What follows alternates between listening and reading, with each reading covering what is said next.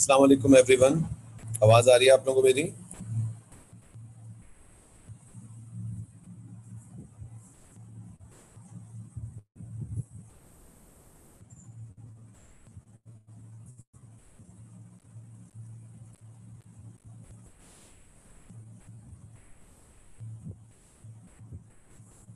अस्सलाम वालेकुम एवरीवन, आवाज आ रही है?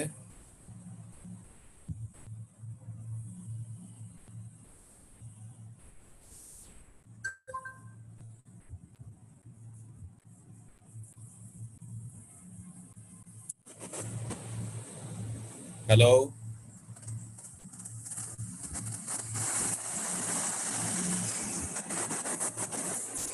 मुजम्मिल, नेहा, जैनब, जैद, आवाज आ रही है बच्चों मेरी?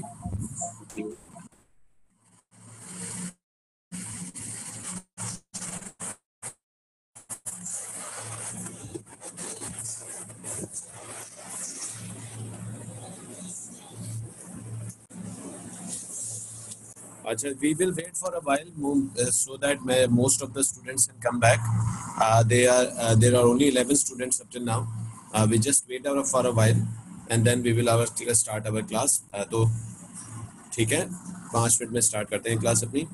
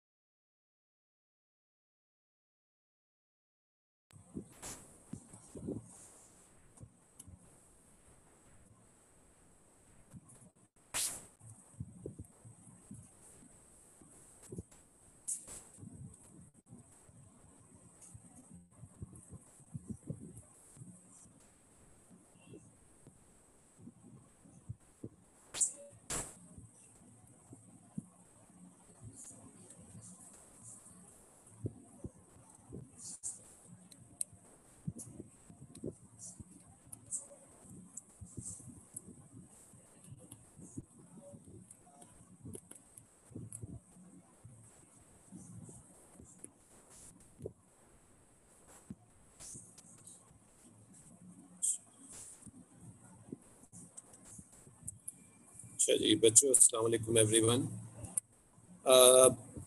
लास्ट क्लास हम लोग का जो हुआ था that was a very time, you know, a way back. It's about 1 week back basically हम लोग की जो लास्ट क्लास हुई थी।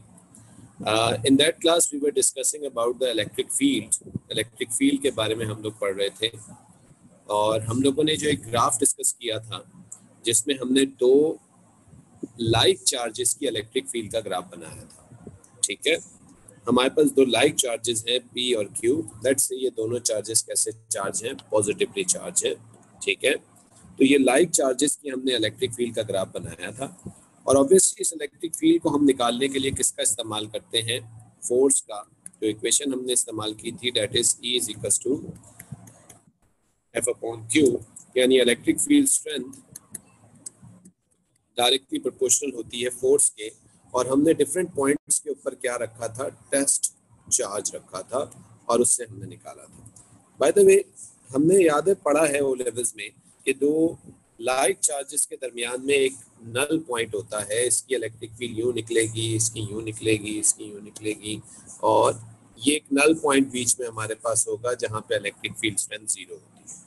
अच्छा, इन दोनों का ग्राफ जब हम स्केच करते हैं तो ग्राफ हम इस तरह से बनाते हैं कि अगर मैं रेड वाले ग्राफ को देखूं, अच्छा पहली तो बात ये है कि जो P वाला चार्ज है वो इस टेस्ट चार्ज पे राइट साइड पे फोर्स लगाएगा और Q वाला चार्ज इस टेस्ट चार्ज पे लेफ्ट साइड पे फोर्स लगाएगा। तो जब दोनों फोर्सेस की डायरेक्शन अपोजिट डायरेक्शन में होगी तो इसी वजह से हम ये कंसिडर करेंगे कि इलेक्ट्रिक फील्ड स्ट्रेंथ एक की पॉजिटिव में होगी और एक की नेगेटिव में होगी। यानी इलेक्ट्रिक फील्ड स्ट्रेंथ को जो डायरेक्शन देता है एक्चुअल में वो फोर्स देता है जो कि टेस्ट चार्ज के ऊपर लग रहा होता है। ठीक है जी, एक सेकंड अजान हो जाए फिर हम कंटिन्यू करें।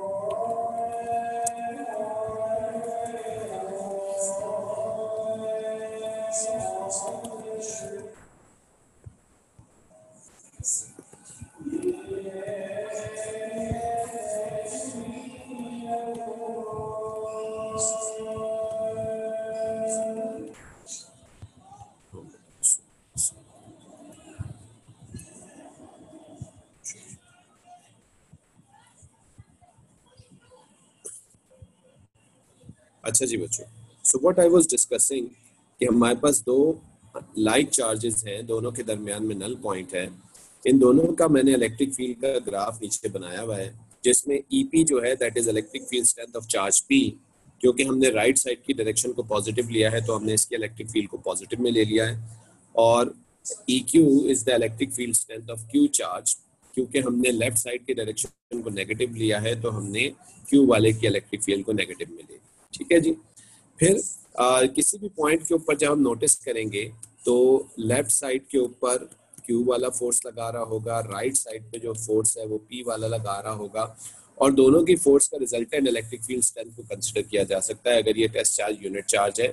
ठीक है, तो उस चीज को देखते हुए हमने एक ग्राफ बनाया था कि हमारे पास इलेक्ट्रिक फील्ड स्ट्रेंथ जो रिजल्टेंट होगी वो ये मैंने ब्लू कलर से बनाई हुई है, और ये आप देख सकते हैं कि मिड पॉइंट पे जाके नल जीरो हो जाती है और उसके बाद इसकी डायरेक्शन चेंज हो जाती है, and it is always below these lines. ये इन लाइंस की हमेशा कैसी होगी, बिलो होगी। ठीक है जी, इसमें किसी बच्चे को कोई क्वेश्चन पूछना है, अगर किसी को चीज याद नहीं है तो पूछ लीजिए, otherwise now we will move on to the next thing, जहां पे हम इलेक्ट्रिक फील्ड स्ट्रेंथ बनाने जा रहे हैं दो अनलाइक चार्जेस, दो अनलाइक चार्जेस के इलेक्ट्रिक फील्ड स्ट्रेंथ बनाने जा रहे हैं। अच्छा, इसमें दो चार बातें याद रखिएगा कि the separation between the electric field lines tells the electric field strength. अगर दो लाइंस के दरमियान में या ज्यादा लाइंस के दरमियान में सेपरेशन कम होगी तो इसका मतलब है इलेक्ट्रिक फील्ड स्ट्रेंथ स्ट्रांग होगी, और अगर गैप ज्यादा होगा तो इलेक्ट्रिक फील्ड स्ट्रेंथ कम होगी। तो आपके सामने मैंने दो अनलाइक चार्जेस बनाए हैं, पॉजिटिव और नेगेटिव, जिसमें मैंने 3 पॉइंट्स कंसिडर किए हैं, एक्स वाई जी। एक्स पॉइंट के ऊपर अगर आप नोटिस करें तो सेपरेशन बिटवीन द लाइंस कम है, वाई पॉइंट के ऊपर सेपरेशन ज्यादा है, और उसके बाद दोबारा जेड पॉइंट के ऊपर सेपरेशन दोबारा क्या हो गई है, कम हो गई है। तो अगर आपसे मैं पूछूं कि एक्स वाई जी पॉइंट पे इलेक्ट्रिक फील्ड स्ट्रेंथ कैसी होगी, क्या इलेक्ट्रिक फील्ड स्ट्रेंथ एक्स पे ज्यादा स्ट्रांग होगी या वाई पे ज्यादा स्ट्रांग होगी? जी, एनीवन?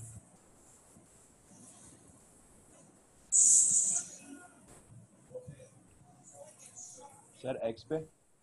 एक्स पे ऑब्वियसली ज्यादा होगी क्योंकि separation between the lines x पे कम है और वाई पे ज्यादा है, तो हम कहेंगे एक्स पे क्या होगी, स्ट्रांग होगी।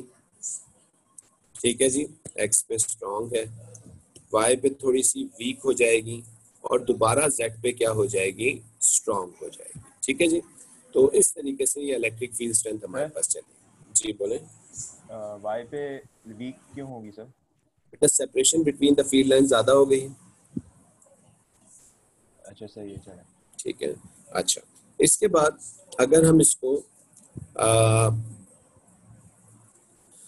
दोनों की इलेक्ट्रिक फील्ड का सेपरेटेड ग्राफ बनाएं, जैसे कि फॉर एग्जांपल मैं यहाँ एक ग्राफ बनाने जाने लगा हूँ।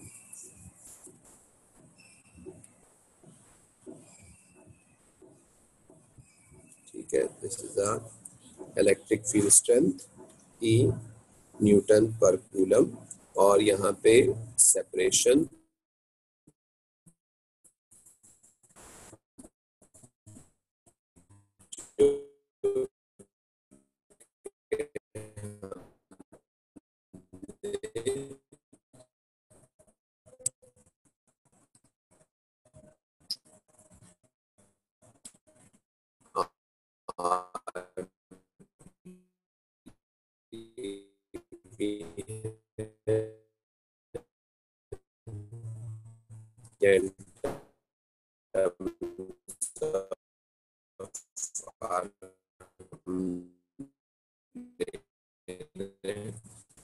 ठीक है,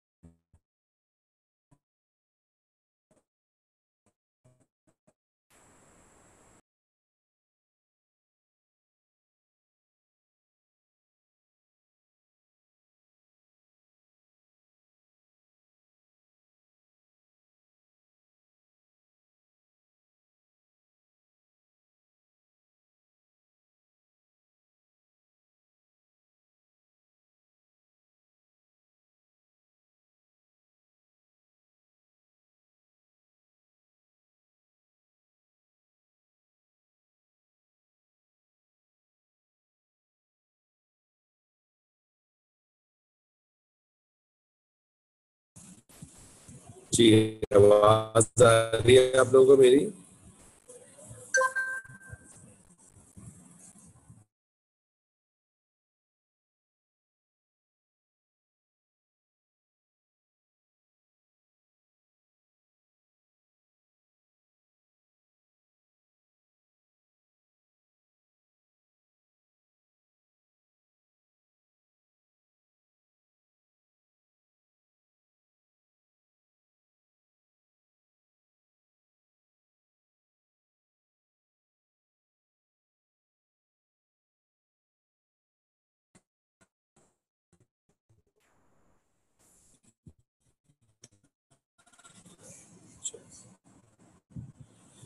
हाँ भाई जी, अटक अटक के आ रही है यार, मुझे भी पता है ये इंटरनेट का इशू चल रहा है, पूरे कराची में इंटरनेट का इशू चल रहा है इस वक्त।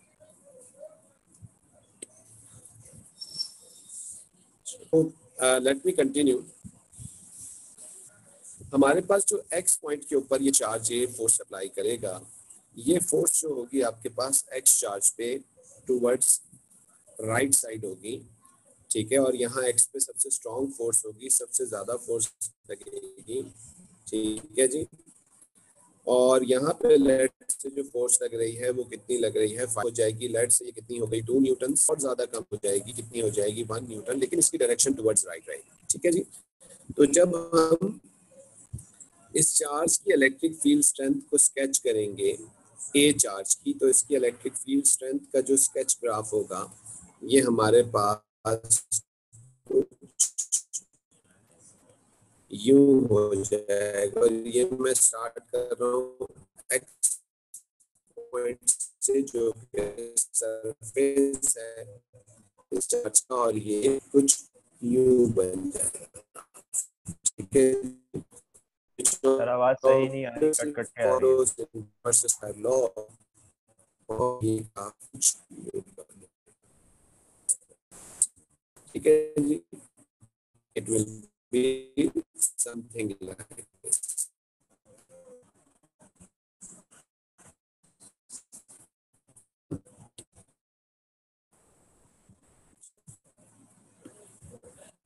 चलिए बेटा, मैं देखो इंटरनेट का हो सकता है इशू, ठीक है।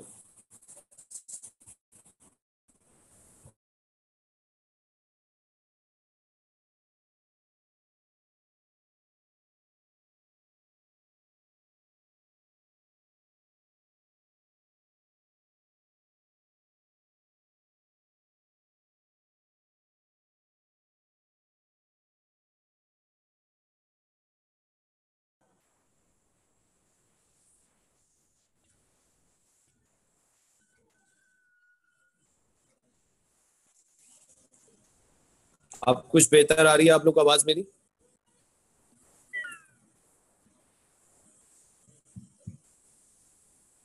चलिए,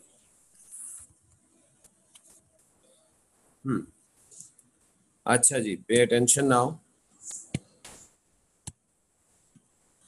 तो हमने इलेक्ट्रिक फील्ड स्ट्रेंथ जो थी ए चार्ज की, हमने उसका ग्राफ स्केच किया है। ए चार्ज के करीब जब हम टेस्ट चार्ज को रखेंगे, एक्स पॉइंट के ऊपर फोर्स सबसे ज्यादा लगेगा, लेट से 5 न्यूटन का लग रहा है। वाई पे थोड़ा सा सेपरेशन बढ़ेगी तो फोर्स की वैल्यू डिक्रीज होकर लेट से कितनी हो गई, 2 न्यूटन हो गई। और जी पॉइंट के ऊपर ये फोर्स और कम होके 1 न्यूटन हो गई। इनवर्स स्क्वायर लॉ को फॉलो करती है, कम होती जाती है। और इसका ग्राफ जब हमने स्केच किया तो कुछ इस तरीके से जो आपके पास ग्राफ में आपको दिख रहा है। अच्छा, अगर हम कंसिडर करें दूसरे चार्ज को, बी चार्ज को, जी पॉइंट से, बी चार्ज की जो सरफेस है वो एक्चुअली जी पॉइंट है और ये नेगेटिव चार्ज है। सबसे पहले तो मुझे बताइए कि अगर मैं टेस्ट चार्ज को जी पॉइंट पे रखूं, वाई पॉइंट पे रखूं या एक्स पॉइंट पे रखूं, तो फोर्स की डायरेक्शन क्या होगी? Will it be towards right side और will it be towards left side? Negative charge test charge के राइट ऊपर साइड। किस राइट साइड पे फोर्स लगाएगा, यानी ये भी फोर्स राइट साइड पे लगेगी। अच्छा, ए भी राइट साइड पे लगा रहा है, बी भी राइट साइड पे लगा रहा है, तो इसका मतलब है दोनों की फोर्स की डायरेक्शन सेम है।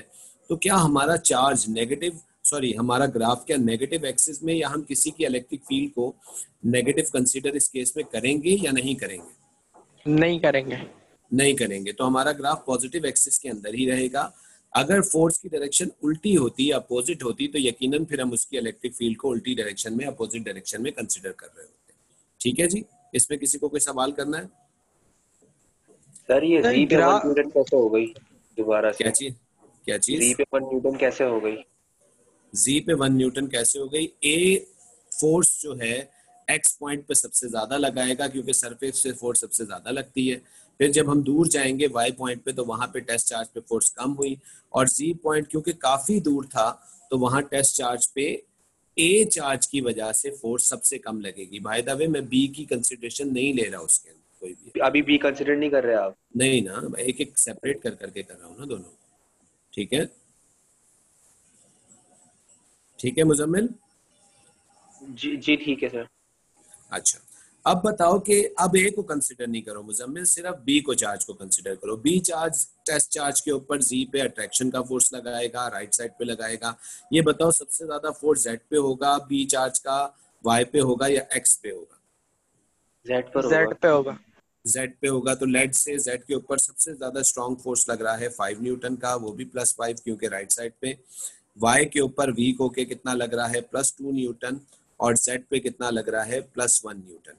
ये फोर्स सिर्फ मैंने किसकी वजह से के लिए निकाला है? बी चार्ज के लिए निकाला है। ठीक है, अब इसी तरीके से बी चार्ज की इलेक्ट्रिक फील्ड स्ट्रेंथ को स्केच करते हैं, तो इसका ग्राफ भी हमारे पास कुछ यूं बनेगा इस तरह से।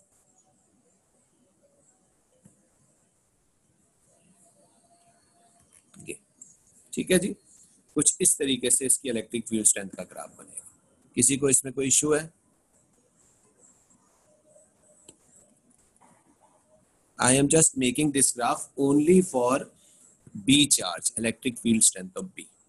ठीक है जी, अब मुझे कोई इस बात का जवाब का आंसर दे कि जब मैं इन दोनों चार्जेस की रिजल्टेंट इलेक्ट्रिक फील्ड बनाऊंगा तो क्या वो रिजल्टेंट इलेक्ट्रिक फील्ड इस ओरिजिनल इलेक्ट्रिक फील्ड से ज्यादा होगी या कम होगी? जी, बराबर होगी। बराबर होगी। ठीक है, जैद साहब बराबर कह रहे हैं। बाकी बताइए सारे, मुजम्मिल, रमशा, नेहा, बताओ ये इलेक्ट्रिक फील्ड स्ट्रेंथ जो रिजल्टेंट बनेगी वो इन दोनों चार्जेस के बराबर होगी, रिजल्टेंट इससे कम होगा या रिजल्टेंट इससे ज्यादा होगा? जी ज्यादा होगा। कैसे ज्यादा होगा आप जरा देखिए। ऐड हो जाएगी एक ही डायरेक्शन में। हाँ, एक ही डायरेक्शन पे ऐड हो जाएगी, बिल्कुल सही कह रहे हो। अब इन दोनों के फोर्सेस को अगर हम एक्स पॉइंट पे ऐड करें तो एक्स पॉइंट पे रिजल्टेंट फोर्स कितना आ रहा होगा? 6 न्यूटन, है ना, और टुवर्ड्स राइट साइड। फिर इसी तरीके से वाई पॉइंट के ऊपर फोर्स थोड़ा सा वीक होगा और कितना हो जाएगा? 4 न्यूटन, जबकि जी पॉइंट के ऊपर दोबारा फोर्स कितनी हो जाएगी? 6 न्यूटन। तो जैसे कि हमने बिल्कुल स्टार्ट में कहा था जब इसकी हमने डायग्राम बनाई थी, तो हमने कहा था एक्स पे फोर्स स्ट्रांग होगा, वाई पे थोड़ा सा वीक होगा क्योंकि सेपरेशन बढ़ जाएगी, और जेड पे दोबारा फोर्स क्या होगा? स्ट्रांग होगा। तो अब मुझे बताइए, अगर मुझे इसका ग्राफ स्केच करना है तो ये कर्व ज्यादा होने की वजह से क्या कर्व मैं इन दोनों ग्राफ के ऊपर से स्केच करूं या नीचे से स्केच करूं?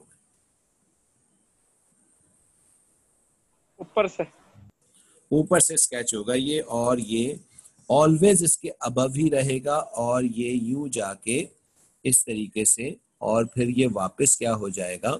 ऊपर की तरफ चला जाएगा। ठीक है भाई, इस तरह से यू शेप में बनेगा। हाँ, ये यू शेप में बिल्कुल प्याले की तरह एक बनेगा ग्राफ। ठीक है जी, इस तरीके से। तो इलेक्ट्रिक फील्ड स्ट्रेंथ जब हम दो अनलाइक चार्जेस की रिजल्टेंट इलेक्ट्रिक फील्ड स्ट्रेंथ का ग्राफ बनाते हैं तो ये पक्का याद रखिएगा, पक्का, कि वो ग्राफ नेगेटिव में नहीं जाएगा क्योंकि दोनों चार्जेस एक ही डायरेक्शन में फोर्स लगाएंगे। लेकिन जब हम इलेक्ट्रिक फील्ड स्ट्रेंथ का ग्राफ दो लाइक चार्जेस के लिए बनाते हैं तो वो ग्राफ लाजमी किस में चला जाता है? जी, किस में चला जाता है? नेगेटिव में। नेगेटिव। सर इसकी रिजल्टेंट वाला ग्राफ समझाएगा कि ये नेगेटिव में क्यों जा रहा था? इसका नेगेटिव में क्यों जा रहा था? रिजल्टेंट का देखो, क्योंकि electric field strength of Q negative में है ना। क्यू किस डायरेक्शन में फोर्स लगा रहा है? राइट पे या लेफ्ट पे? लेफ्ट पे। एक चीज दिमाग में बिठा लो, इलेक्ट्रिक फील्ड स्ट्रेंथ की वही डायरेक्शन होती है जो फोर्स की डायरेक्शन होती है। अब पी किधर फोर्स लगा रहा है? टेस्ट चार्ज पे। टेस्ट चार्ज हमेशा पॉजिटिव होगा। टेस्ट चार्ज पे कैसा फोर्स लगा रहा है? Towards right. तो इसलिए फोर्स की डायरेक्शन राइट है तो इलेक्ट्रिक फील्ड स्ट्रेंथ भी राइट होगी, और राइट को तुमने पॉजिटिव मान लिया। इसी तरीके से क्यू जो है वो टेस्ट चार्ज पे फोर्स किस तरफ लगा रहा है, लेफ्ट पे, तो तुमने लेफ्ट की फोर्स को नेगेटिव मान लिया, तो क्यू की इलेक्ट्रिक फील्ड कैसी मान ली, नेगेटिव में मान ली। क्वेश्चन कोई है किसी को और? सही सही।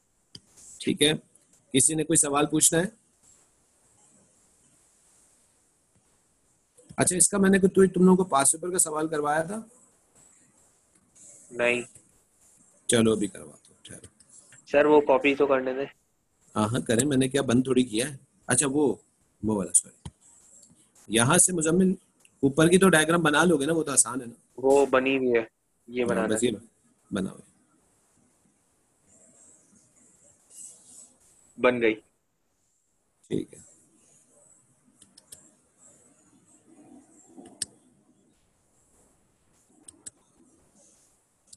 वैसे पिछला हफ्ता कैसा गुजरा आप लोगों का? कोई कल पिछले हफ्ते कोई क्लास ही नहीं हुई?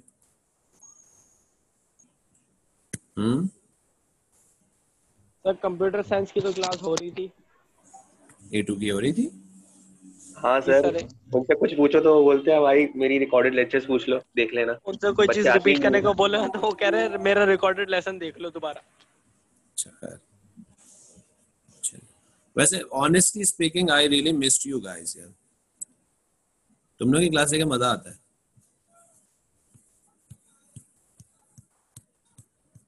सर ऐसा ना कहे, महंगे हो जाएंगे हम। नहीं नहीं यार, सारे स्टूडेंट टीचर्स के लिए महंगे ही होते हैं। हिरा खोल रहे हैं बेटा कॉलेज, 2 दिन के बाद इंशाल्लाह खुल जाएंगे, ठीक है।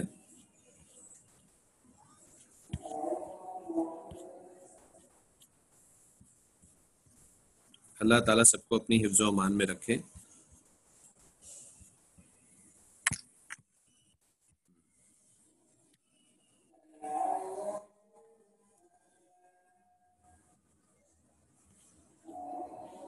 अच्छा बच्चों, लेट्स डू दिस क्वेश्चन, ठीक है जी। शो मी, चलो जी। अच्छा जी, क्वेश्चन दिख रहा है सबको?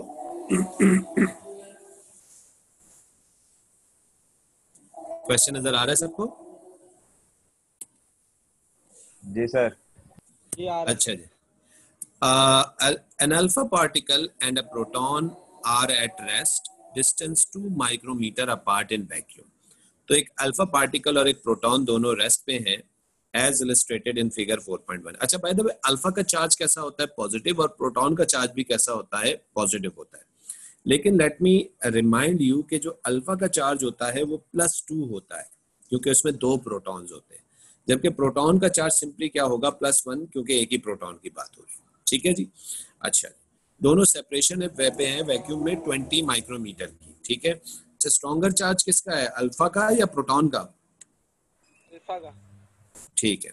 State Coulomb's law. Coulomb's law किस किसने याद कर लिया?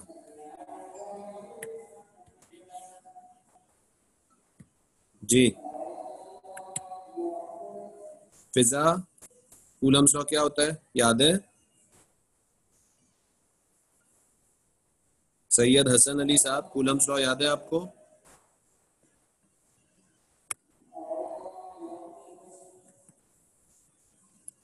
नबील, मेसम, कूलम्स लॉ बताइए।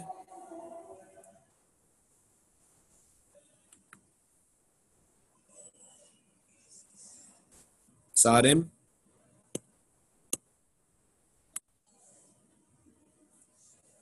मतलब आप लोगों ने नहीं याद किया है ना?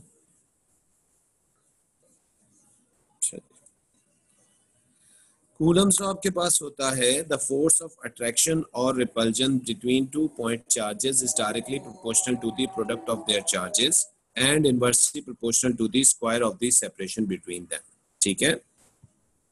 तो दैट वाज कूलम्स लॉ।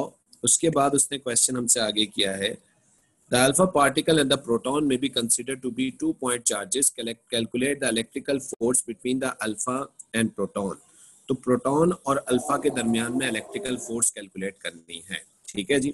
तो हमें दोनों के दरमियान में सेपरेशन गिवन है, और अल्फा का चार्ज हमें पता है कितना होता है, 2 टाइम्स एलिमेंट्री चार्ज +2e, और प्रोटॉन का होता है +1 E।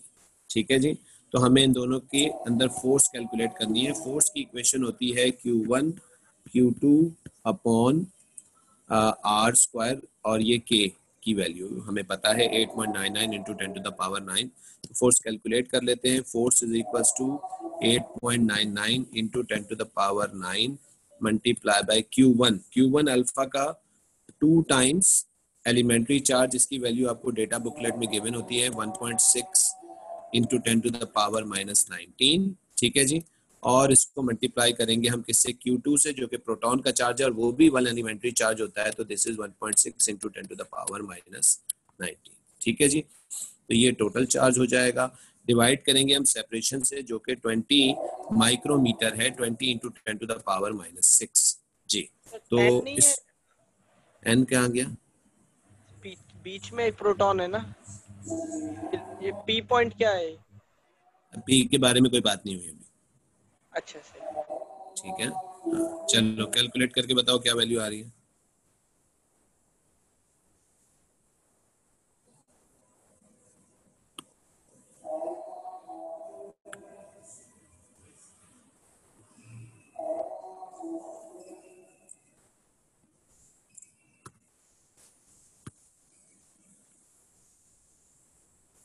हम्म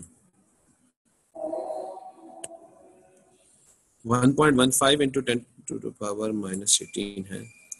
सॉरी, मैंने भी गलती की है, शायद मेरा ख्याल है नेहा ने सिर्फ उसने वही गलती की होगी। फातिमा इस पे, सॉरी जैनब इस पे स्क्वायर है, सॉरी।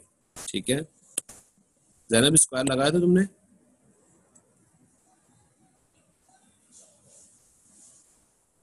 फिर जैनब आंसर आपका सही है, नेहा आपका आंसर गलत है बेटा। नेहा आपने इस क्वेश्चन मिस किया होगा। ठीक है, तो ये वैल्यू आ रही है 1.15 इंटू 10⁻⁻18। ठीक है जी।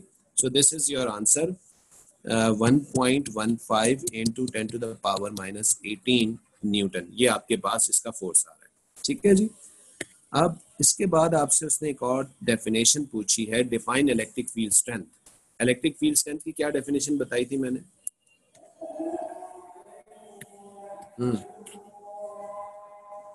जैद भाई, इलेक्ट्रिक फील्ड स्ट्रेंथ की क्या डेफिनेशन है? Force per unit charge. Electric field strength at a point in electric field is force per unit test positive charge. ठीक है जी। ठीक। चलो यूसुफ, आंसर एक दफा चेक करो, मेरा ख्याल है 10⁻⁻18 आ रहा है आंसर। कोई गलती हुई है यूसुफ, एक दफा देख लो दोबारा से उसको। ठीक है। अच्छा भाई, अब नेक्स्ट में देखिएगा, आपको दो ग्राफ गिवन है। दो ग्राफ आपको गिवन है। पहले मैं इसको मिटा दूं, फिर आप इसको ध्यान से देखिएगा। आपको एक ग्राफ जो है वो अल्फा का गिवन है, ठीक है, इलेक्ट्रिक फील्ड का। ठीक है, और दूसरा ग्राफ आपको प्रोटॉन का गिवन है। दिख रहा है आपको? अच्छा, the variation with the distance x of the electric field strength, ठीक है, EP electric field of proton due to alone is shown in figure 4.2. Explain why two separate electric fields have opposite signs. तो दोनों electric field के opposite signs क्यों है, यानी एक की इलेक्ट्रिक फील्ड हमने पॉजिटिव में और दूसरी की नेगेटिव में क्यों ली है? लाइक चार्जेस है। ठीक है, एक नंबर मिल गया। दूसरा और हाफ है जो दूसरा है। बस कुछ भी लिख देना है ज़ायद, है ना? ट्राई कर रहा था सर। जी, तो लाइक चार्जेस है, direction is opposite for field lines. नहीं जैनब, गलती है अभी भी। लाइक चार्जेस अपोजिट डायरेक्शन नहीं, अभी भी नहीं। देखो ऊपर उसने एक डेफिनेशन तुमसे पूछी है, वो कुछ वजह से पूछी है उसने। डिफाइन इलेक्ट्रिक फील्ड स्ट्रेंथ, तुमने अभी जैनब उसका आंसर भी दिया है, और तुमने क्या बताया? Test positive charge. Electric field की डायरेक्शन किससे बनती है?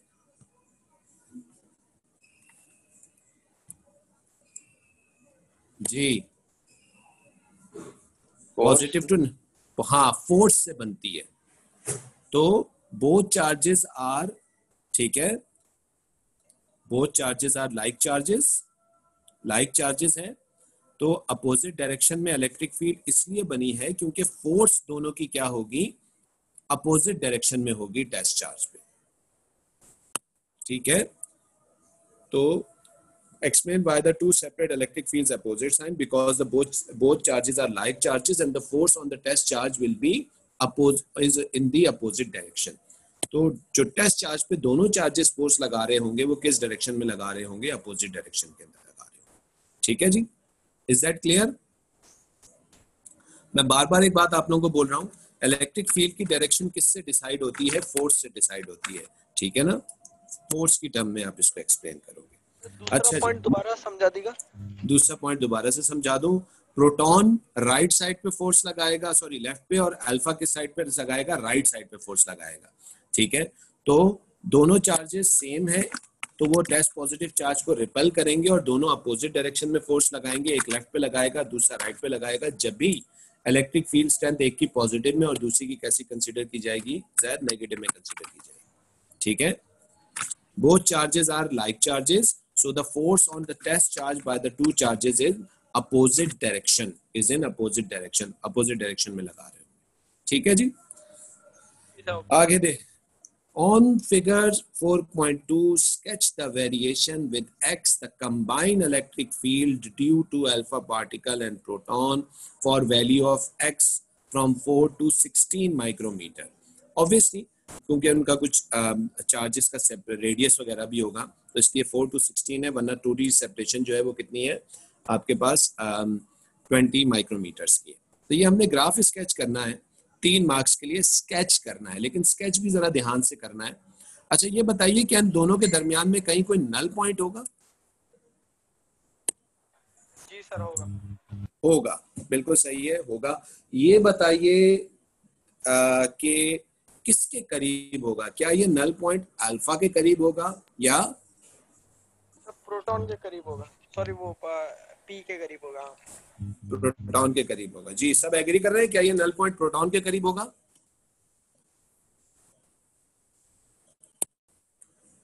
ठीक है। अच्छा अब सबसे पहले हम देखते हैं कि कहाँ पे होगा। तो जरा ग्राफ को अगर मैं गौर से देखूं कि किस पॉइंट पे दोनों की इलेक्ट्रिक फील्ड स्ट्रेंथ इक्वल है, तो मुझे ये 12 सेंटीमीटर वाला पॉइंट दिख रहा है जिसपे तकरीबन दोनों की इलेक्ट्रिक फील्ड इक्वल दिख रही है ना। देखें अगर अल्फा की 2 डब्बे ऊपर है 12 पे तो प्रोटॉन की 2 डब्बे नीचे है ना। एग्री करते हैं सारे इस पे?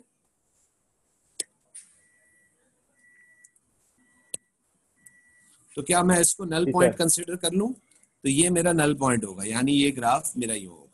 अच्छा ऑब्वियसली हमने अल्फा की पॉजिटिव में बनानी है और प्रोटॉन की नेगेटिव में बनानी है, लेकिन अब ये जो लाइन स्केच होगी ये लाइन क्या इन कर्व्स के ऊपर होगी या इन कर्व्स के इन बिटवीन रहेगी? ये लाइन इन बिटवीन रहेगी सर, इन बिटवीन रहेगी।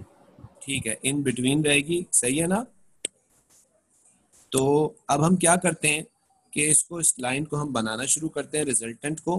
तो ये 300 के ऊपर से कहीं से स्टार्ट हो रही थी, बल्कि उससे भी ऊपर जा रही है, तो हम भी इसको यहीं से स्टार्ट करते हैं, लेकिन थोड़ा सा नीचे से इस तरीके से करते हैं, ये इस तरह से। तो ये क्योंकि ये इससे भी आगे जा रही है इलेक्ट्रिक फील्ड से, उसने डॉटेड बनाया हुआ है ना इसको, तो हम इसको 4 से स्टार्ट करने को बोला ना, 4 से स्टार्ट करते हैं। ठहरे 4 to 16 बोला है ना इसने, तो ये रहा 4, ठीक है।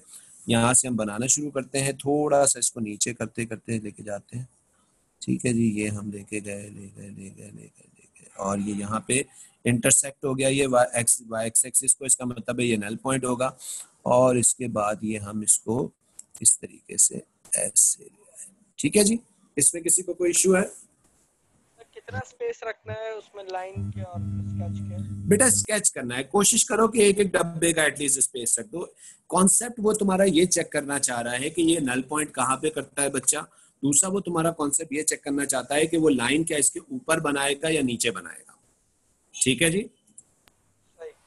वो 2 चीजें आपकी चेक करना चाह रहा होगा। 3 मार्क्स यहाँ पे है, 3 मार्क्स होगा करेक्ट शेप नंबर 1, नंबर 2 किस पॉइंट पे एक्स एक्सिस को इंटरसेक्ट करेगा, number 3 line always between these curves. हमेशा इन कर्व्स के बिटवीन या अंडर द कर्व रहेगी हमेशा। ये यकीनन मार्किंग स्कीम में ये 3 पॉइंट्स उसने दिए होंगे 3 मार्क्स के।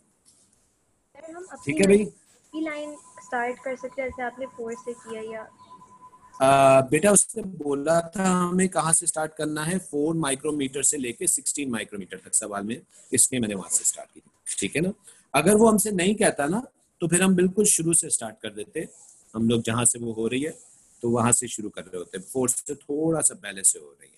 ठीक है, किसी को भी सवाल करना है इसके अंदर?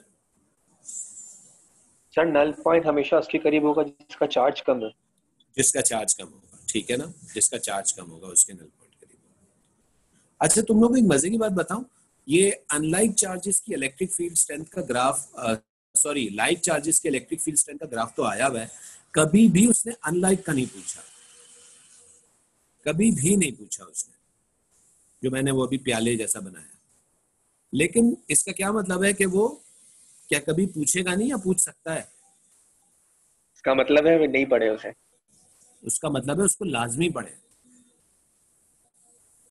ठीक है, जब वो ये ग्राफ स्केच करवा सकता है बच्चे, तो वो वाला भी करवा सकता है आपसे। बस दोनों पढ़ना है। हाँ दोनों पढ़े, सिंपल बात ये। ठीक है ना, तो यहाँ हमारा इलेक्ट्रिक फील्ड स्ट्रेंथ खत्म होता है और इलेक्ट्रिक फील्ड स्ट्रेंथ से रिलेटेड सारी चीजें हमने यहाँ डिस्कस की। सर नल पॉइंट के कैसे पता चला? बेटा अबान नल पॉइंट हमें बनाना है या नहीं? देखो दो लाइक चार्जेस के दरमियान में कहीं ना कहीं नल पॉइंट तो आएगा, कहीं ना कहीं नल पॉइंट जरूर होगा जहां पे दोनों की इलेक्ट्रिक फील्ड स्ट्रेंथ 0 इक्वल हो जाएगी।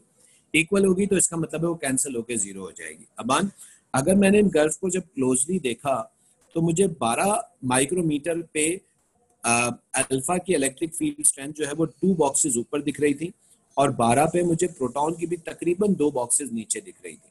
तो मैंने इस पॉइंट को लेके 12 को या 13 को लेके, मार्किंग स्कीम में शायद 13 भी है, 12 to 13 उसने बोला है, कोई भी पॉइंट ले लें, तो इस पॉइंट को मैं कंसिडर कर लिया मैंने अपना नल पॉइंट, क्योंकि यहाँ पे दोनों की इलेक्ट्रिक फील्ड स्ट्रेंथ इक्वल और अपोजिट है।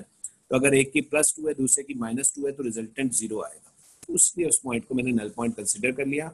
और सेकेंडली अबान ये याद रखना कि दो लाइक चार्जेस के दरमियान में हमेशा नल पॉइंट मौजूद होगा ही होगा, होता ही होता है। ठीक है ना जी, एनी अदर क्वेश्चन? जी सर, मुझे पेपर बता दें कौन सा वाला है ये पेपर कौन सा वाला है मैं अभी आपको बता देता हूँ, ये लीजिए, ये रहा, this is October November 2013 paper 42, paper 42। ठीक है सही है सर। सर अनलाइक और अनइक्वल चार्जेस का ग्राफ कैसे बनेगा रमशा? ये अच्छा अनलाइक अनइक्वल का, ठीक है रमशा, समझ गया। एक सेकंड इधर आ जाओ, मैं बता देता हूँ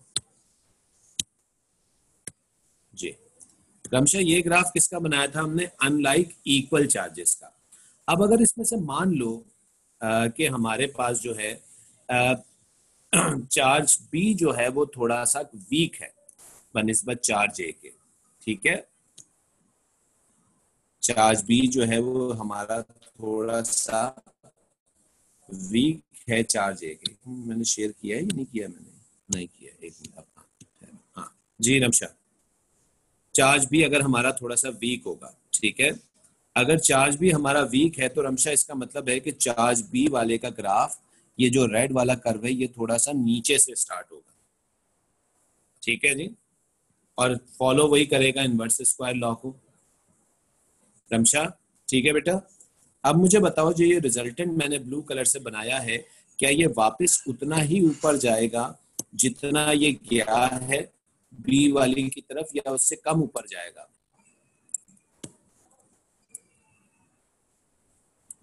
ठीक है जी, ये कम ऊपर जाएगा, तो ये इस तरीके से बन जाएगा। और स्केचिंग है, अब इसको थोड़ा बहुत तुम ऊपर नीचे भी कर सकती हो, चाहे तो इस कर्व को थोड़ा सा और नीचे तक ले जाना, ठीक है, थोड़ा सा और नीचे तक ले जाना इसको, इस तरह से, ये इस तरह से, और इसको यहाँ पे खत्म करना।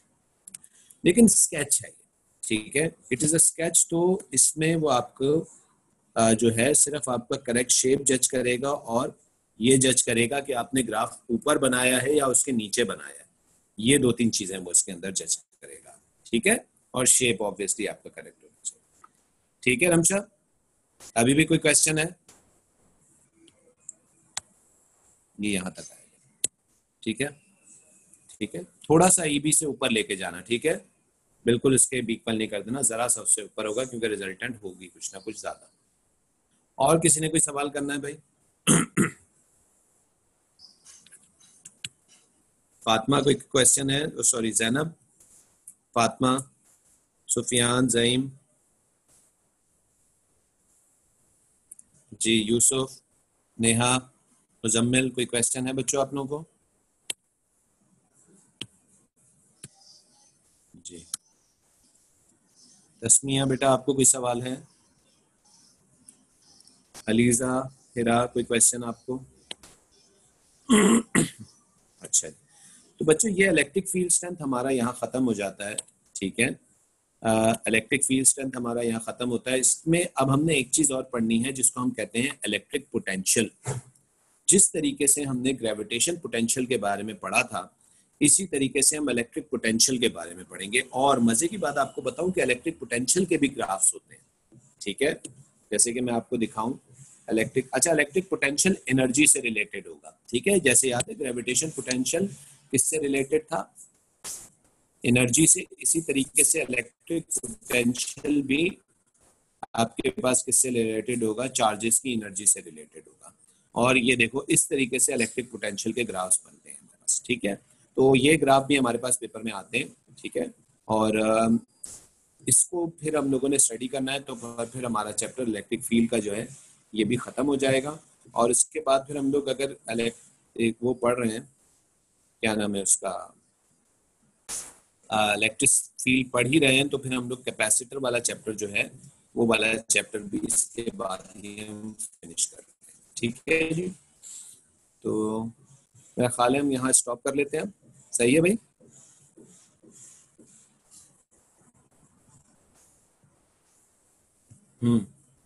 ठीक है भाई, चलें, ओके भाई, टेक केयर एवरीवन, अल्लाह हाफिज।